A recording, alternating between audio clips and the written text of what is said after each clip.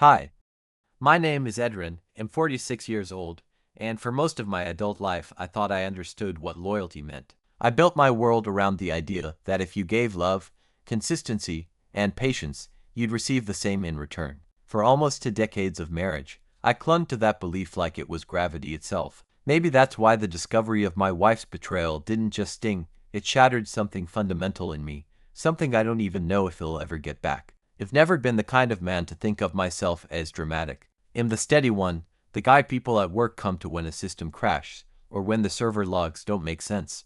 And not flashy. I don't walk into a room and command attention. If anything, I fade into the background, and I was okay with that. My wife, Riona, was always the more vibrant one between us. She's 43 now, still beautiful in ways that make strangers do a double take when we go out to dinner. I was proud of that beauty, proud to be the one she chose all those years ago. We met when I was 27, she was 24.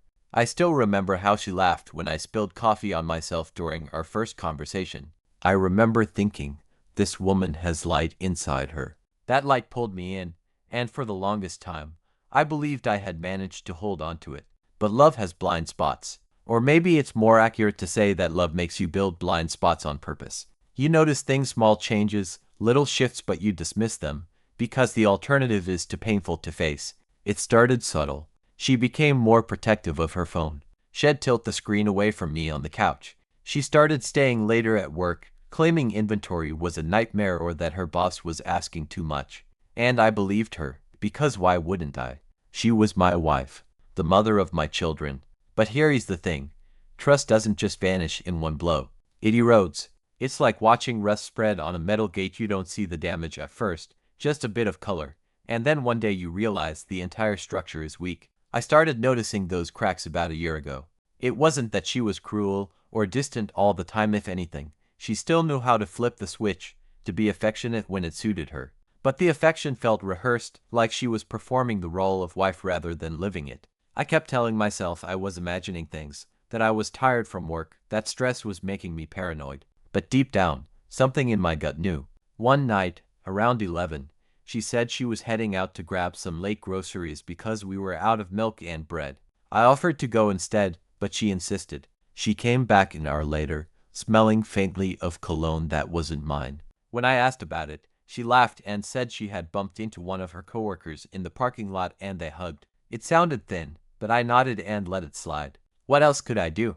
If I accused her, it looked like a jealous fool. If I stayed quiet, I was complicit in my own erasure. I chose silence. Weeks passed, and the silence grew heavier.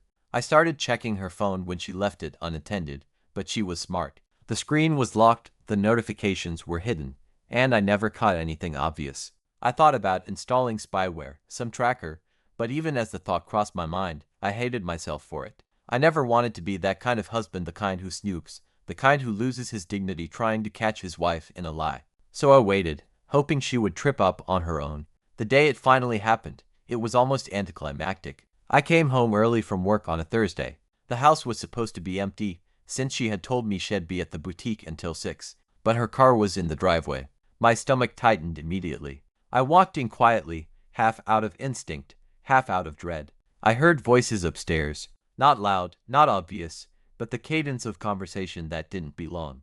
I remember my heart hammering, my ears ringing, the surreal feeling that I had stepped outside my own life and was watching from a distance. I climbed the stairs slowly, each step like it weighed 50 pounds. The bedroom door wasn't fully closed. Through the crack, I saw her. My wife, my Riona. She was sitting on the bed in her robe, leaning close to a man I didn't recognize. He was younger, maybe mid-30s, dressed casually, like he had just thrown on jeans and a t-shirt. Their heads were tilted toward each other, too close for it to be innocent. And then she kissed him. It wasn't the kiss itself that destroyed me, it was the ease of it. The way she leaned in like she had done it 100 times before. The familiarity in it. I didn't even have the strength to burst in. I backed away, down the stairs, out of the house, and I sat in my car shaking for what felt like hours. I didn't confront her that night. I didn't scream or demand answers.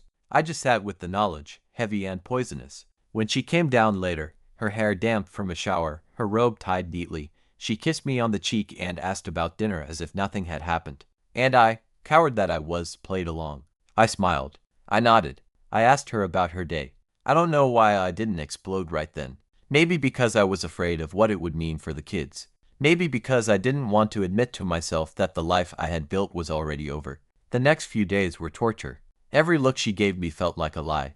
Every word, no matter how casual, sounded rehearsed. I replayed the kiss in my head 1,000 times, analyzing every detail like some deranged detective. The robe, the way she leaned in, the comfort in her body language. That wasn't the spark of a new fling. That was routine. That was habit, which meant this had been going on longer than I dared to imagine. I started testing her in small ways, asking questions about her day that I already knew the answers to, just to see if she'd lie. Watching her reactions when I mentioned coming home early. Her stories didn't line up. The boutique wasn't open the hours she claimed. One of her coworkers, a woman I know from the neighborhood, casually mentioned that Riona had been leaving work early some days, not staying late like she told me. I felt like I was living in two realities at once. On the surface, we were still the couple everyone envied to kids. Nice house, vacations every summer. But underneath, it was all rot. And the worst part, she still slept next to me every night, sometimes curling against me like nothing had changed. It lay there, stiff as a corpse, wondering whose touch she was really craving. Finally, I broke. One Saturday morning, when the kids were at a sleepover with friends, I confronted her. My hands were shaking, my throat dry, but I asked straight out, "Who is he?" The look on her face will never leave me. It wasn't guilt. It wasn't fear. It was annoyance, like I had interrupted her peace with an inconvenient question. She tried to deny at first, tried to spin some story about a customer she was comforting through a rough time.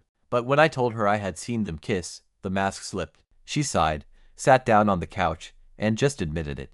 No tears, no panic. She told me his name was Aaron, that he was a friend she had met through work, and that it had just happened. Just happened. As if betrayal was some accidental slip, like knocking over a glass of water. I asked her how long. She hesitated, then said a few months. My gut told me it was longer. I asked if she loved him. She said no. She claimed it was excitement, something different, a way to feel alive again. I asked if she wanted to leave me. She said no. She wanted to keep our family, our life, but she also wanted what he gave her. That's when I realized we weren't even on the same planet anymore. To her, this was negotiable, manageable. To me, it was the end of the world. The fight that followed was ugly. I shouted. She shouted back. I told her she had burned down everything we had built. She told me I was overreacting, that marriages survive worse, that if I truly loved her I'd forgive her. I couldn't believe the words coming out of her mouth. Somehow I had gone from victim to villain in her eyes, simply because I wasn't willing to swallow the betrayal. The kids came home the next day, and we plastered smiles back on. I hated myself for it, but I didn't want them to sense the storm brewing. I started sleeping in the guest room, telling them I snored too much. Weeks have passed since that confrontation, and I still don't know what to do.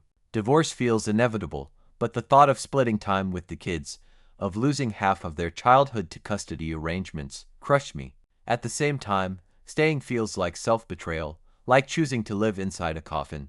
I'm writing this now because I don't have anyone in my life I can say these words to. My friends all see us as the perfect couple. My family lives far away, and I can't bear to hear the pity in their voices. So I'm putting it here, on a faceless platform, because maybe someone else out there knows what it's like to watch your world crumble from the inside out. I don't know what my next step is. Maybe I'll find the strength to leave. Maybe I'll try counseling, though I can't imagine sitting in a room and listening to her justify the unjustifiable. All I know is that I'm not the man I was 6 months ago. That man believed in love, in loyalty, in forever. Now I'm just a hollowed out version of him, staring at the ruins of what used to be my life. I kept telling myself that time would give me clarity, but instead it's just stretched the pain into something quieter and heavier. The first few weeks after the confrontation were like being trapped inside a nightmare where nothing felt real. I'd walk into the kitchen in the morning and see her making coffee, wearing the same robe I'd seen her in with him, and I'd feel my stomach twist. I'd drop the kids off at school and wonder if the other parents could see through me, if they could sense the fracture line in my family. Sometimes I'd sit in my car at the office parking lot, engine off, just staring at the steering wheel because I couldn't bring myself to move. The betrayal followed me everywhere. I couldn't watch TV without thinking about it, couldn't sleep without dreaming of it. My entire reality had narrowed to a single image. My wife leaning in to kiss another man like it was the most natural thing in the world. And yet, life doesn't stop. The bills kept coming. The kids still needed help with homework, birthdays, school projects, parent-teacher conferences. They all demanded smiles and participation. I became an actor in my own life, delivering lines I didn't believe in, pretending to be a father who wasn't, quietly breaking apart. Riona, for her part, tried to act like things were fixable. She'd suggest date nights. She'd leave notes on the counter telling me she loved me. She'd tried to hold my hand in public. But none of it mattered. Every gesture was tainted. Her love felt like counterfeit currency. Maybe it looked convincing, but once you discovered the forgery, you could never unsee it. We tried counseling. I lasted 3 sessions. The therapist, a soft-spoken woman in her 50s, asked us to share why you were there. I said I felt betrayed, gutted, humiliated. Riona said she felt neglected and unseen. That word unseen hit me like a knife. I had given her everything, my trust, my time, my effort, my life. If she felt unseen, it wasn't because I had ignored her. It was because she had already turned her eyes elsewhere. After the 3rd session, I walked out and never went back. The hardest part in all of this is the kids. They don't know the truth yet, and I dread the day they do. Right now, they think mom and dad are just going through a phase. They've asked why I sleep in the guest room, and I've lied to them. I've lied so much that it feels like a second betrayal layered on top of the first. But how do you tell your 13-year-old daughter that her mother blew up a marriage for the thrill of someone else's attention? How do you look your son in the eyes and explain that the family he depends on was destroyed by a choice neither of them had any control over? Some nights, when the house is quiet, I lie awake and imagine 2 futures. In one, I leave. I get my own place, see the kids half the time, rebuild from nothing. It's terrifying, but at least it's honest. In the other, I stay. I patch things over, pretend it didn't happen, swallow my pride and play the role of dutiful husband until resentment rots me from the inside. Neither future feels like winning. Both feel like losing, just in different ways. I think about who I was before all this. Edrin, 46, husband, father, steady man. The guy who fixed the Wi-Fi, grilled burgers on weekends, cracked bad jokes at dinner. The guy who thought love was enough. That man is gone. In his place is someone who has learned that trust is fragile, that loyalty is not guaranteed, and that the people you love most are capable of hurting you the deepest. Maybe one day I'll forgive her. Not for her sake, but for mine.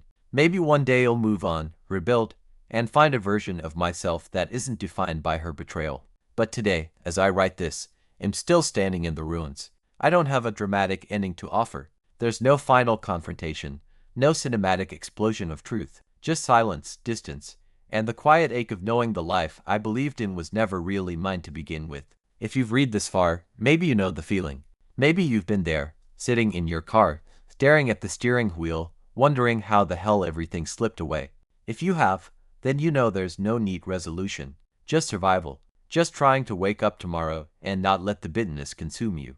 That's all I can do now.